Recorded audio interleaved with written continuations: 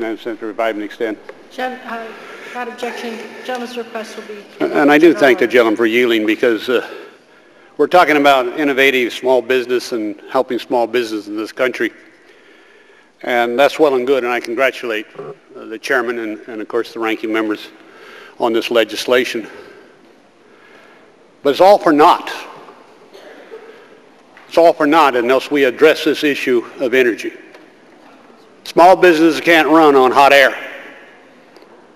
Small business can't even survive in this nation or progress unless we solve this energy problem of fossil fuels. It's time for this, Congress, and you may have heard me last week saying it's not your fault other than the fact you're in the wheelhouse now. You're in the wheelhouse. We were there for 12 years and we didn't solve it either. But you said you would do that. You would lower the cost of energy for small business and the consumers of this nation. That has not happened. Realistically, this Congress cannot do it unless we address the issue of production. Not a pie in the sky, but production. There's no shortage of fossil fuels in the United States of America. There's a shortage of the will to develop it. We just had a sale in Alaska in Chukchi Sea, $2.6 billion, and they tell me, the geologists, there's more oil there than there is in the Gulf of Mexico. But we can't, in fact, develop it because of a lawsuit by certain interest groups in this nation. They do not want that development. We have the Beaufort Sea. We have the Aleutian Chain. That's just Alaska.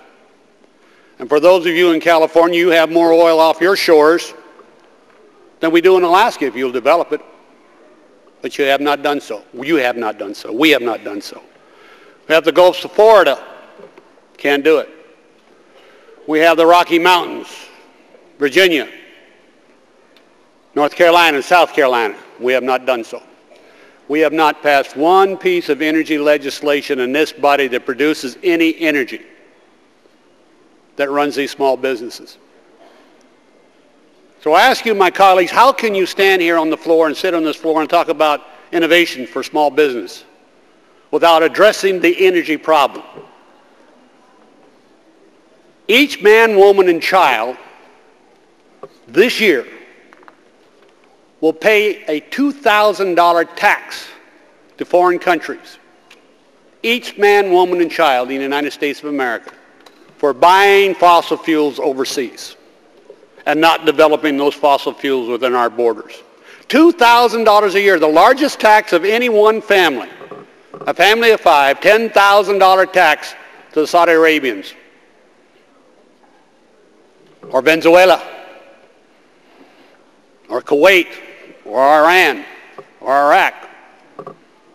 70% of our fossil fuels today are being imported because this body has not solved this problem and should do so. Now, some of you on that side, some on this side, voted to open the Arctic Wildlife Range in Alaska 12 times in this House. We did get it out of the Senate once, and Bill Clinton vetoed it. He vetoed it. We passed it 12 times here, 11 times, couldn't get the votes in the Senate. If we had it developed today, we would be producing enough energy so they couldn't raise the prices they're doing now. And by the way, everybody says, get the oil companies, we'll get those dirty oil companies. We are not the only buyer on the market anymore. China is now burning more barrels of fuel today than we are. And it's going to go up. Look at their automobile consumption. India's right behind them. Now, some people say, well, we don't need fossil fuels. We'll use wind power and solar power, etc. And I agree with all those things. But our economy is run on power that moves objects. Your product that comes and goes comes on a vessel that's driven by fossil fuels. The plane, the train, the ship, and the automobile that delivers to the consumer is driven by fossil fuels. And there is no quick solution with hydrogen, etc. If you want the economy to go forth, you want these small businesses to succeed, then this Congress, and I ask the Congress on both sides to address this issue. Madam Speaker, let's solve the problem. Let's not have any more pie in the sky. Let's open these areas that have been put on restriction because the oil is there, Mr. and Mrs. America. It's just that you have not asked us to open it. You prefer just not doing so as long as we could buy it cheap from a foreign country. And those days are over. Now, this is my prediction. Oil now is at $120 a barrel. That means gasoline for this summer is going to be around $5 a gallon. But more than that, that means the power to run small business will not be available because we have not kept up the power in other areas. We don't develop the nuclear, which we should. We haven't had any hydro, which we should. Yes, we have a little wind and a little bit of solar. We have not addressed that issue, but more than that, we have not addressed the fossil fuel issue. So as we talk about small businesses, how we were going to encourage them, and we're going to give them incentives, and we're going to have the new imagination, that's well and good. But you can't do it without reasonable price power.